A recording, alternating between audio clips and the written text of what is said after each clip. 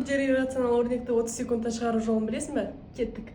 Бұл өрнекті шешу үшін бізге күрделі иррационал формуласы керек. Ол түбір астында а плюс минус түбір асты б тең түбір асты а плюс түбір астында а квадрат минус б бөлінген 2 плюс минус түбір астында а минус түбір астында а квадрат минус б бөлінген 2. Осы формула арқылы шығарамыз.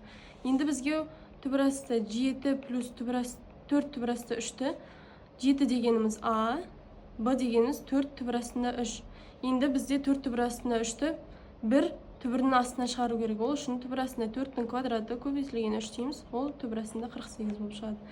Енді жаңағы өрнекті шешеміз. Түбір астында 7 түбір астында 48 тең түбір астында жаңағы формуланы қоямыз. 7 қосылған 7-нің квадраты 49, 49 азайтамыз 48 бөлінген 2 плюс түбір астында 7 минус 49 минус 48-ге бөлінген 2. Енді тең болады.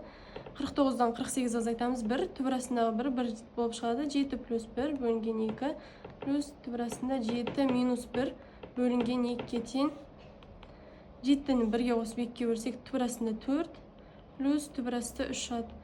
Түбір астында 4-тен 2 шығады плюс түбір асты 3 шығады. Сонда жауабы 2 плюс түбір астында 3 болды. Егер ұбт-дан осындай қысқа әрі тиімді әдістерді үйренген келсе, маған жазыл.